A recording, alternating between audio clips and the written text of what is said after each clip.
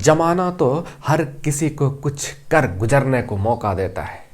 जमाना तो हर किसी को कुछ कर गुजरने का मौका देता है।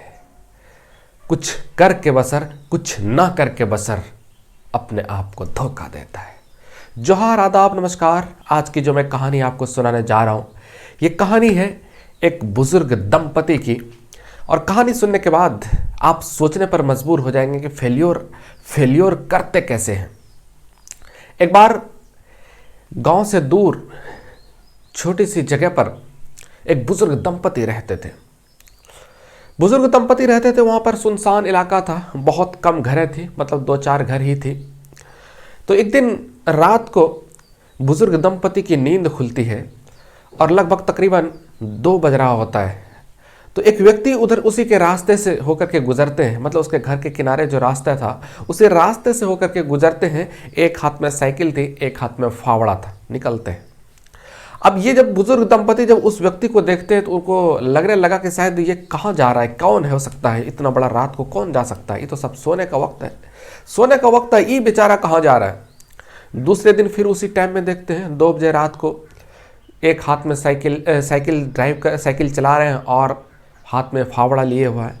फिर तीसरे दिन भी देखते हैं 2 बज रहा होता है, साइकिल से गुजर रहे होते हैं, एक हाथ में फावड़ा होता है। यानी कि लगातार वो देख रहे थे। अब ये देख रहे थे तो टेंशन में आ गए बुजुर्ग दंपति। इनको लगने लगा कि आखिर ये कौन है और इतना 2 बजे रात को इधर से गुजरता है फावड़ा लेकर के, कौन है ये।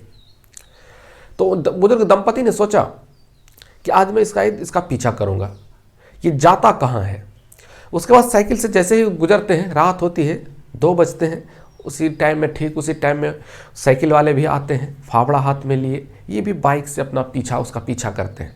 तो कुछ देर जब चलते चलते कुछ देर पर एक पेड़ मिलता है, कुछ दूरी पर एक पेड़ मिलता है और पेड़ के नीचे साइकिल को लगा देते हैं।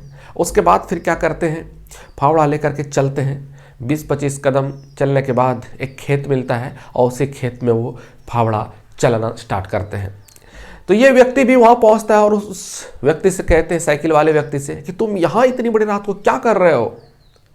तो साइकिल वाला व्यक्ति कहता है कि भैया बात दरअसल ये है कि 2 दिन के बाद मुझे किसान के यहाँ पे काम करना है और किसान के खेतों में काम करना है, और मेरा खेत में काम करने का कभी कोई अनुभव नहीं है, मैंने कभी खेतों में काम नहीं किया है, और उसी की मैं लगातार 3 महीना से प्रैक्टिस कर रहा हूँ, लगातार प्रयास कर रहा हूँ ताकि मैं किसान के साथ में खेत में काम कर सकूँ।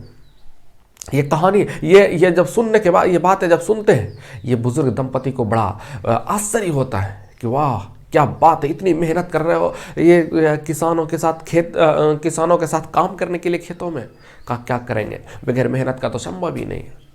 इस कहानी से हमें यह शिक्षा मिलती है, जिंदगी में जो आप फेल्योर करते हैं ना, फेल्योर करने का कारण यही है कि आप तैयारी नहीं करते। जो भी काम शुरू करते हैं, उस काम शुरू करने से पहले उनकी तैयारी नहीं कर पाते हैं।